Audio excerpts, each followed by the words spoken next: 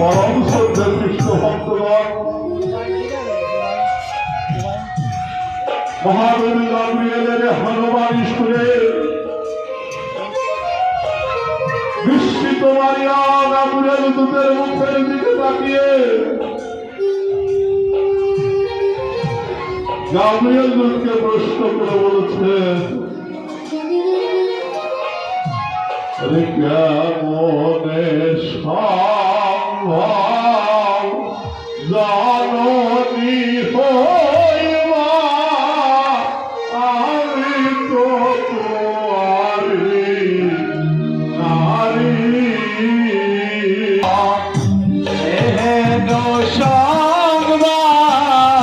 কেমনে সম্ভব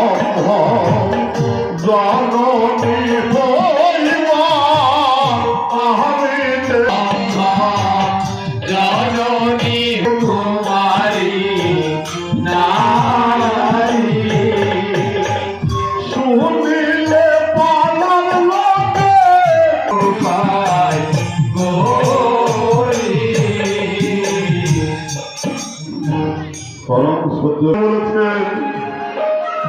তুমি ভয় করো না মেরি, এতে ঈশ্বরের আশীর্বাদ, এই আশীর্বাদকে তুমি তুচ্ছ করো না।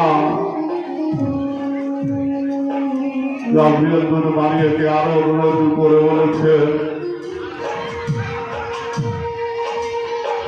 ও তুমি ভয় পেও না, তুমি ঈশ্বর জননী, কেন তোমার এত ভীতি?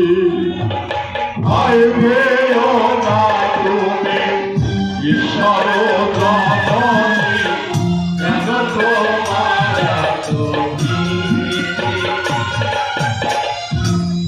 তুমি সিংহের উপরে বিচরণ করিবে, করিবে না তোমার ক্ষতি।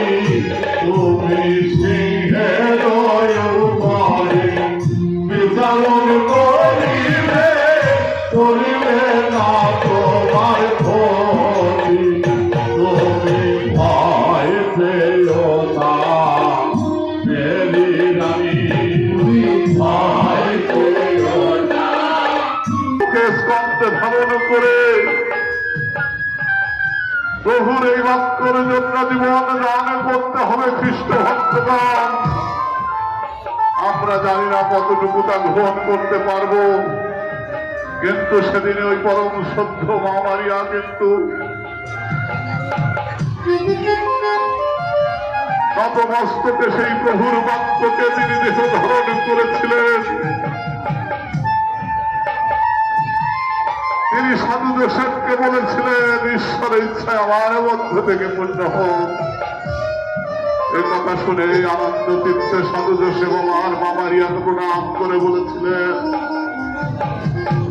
প্রণাম মারিয়া গো সাধে পুরে না, প্রভু তোমার সহায়, তুমি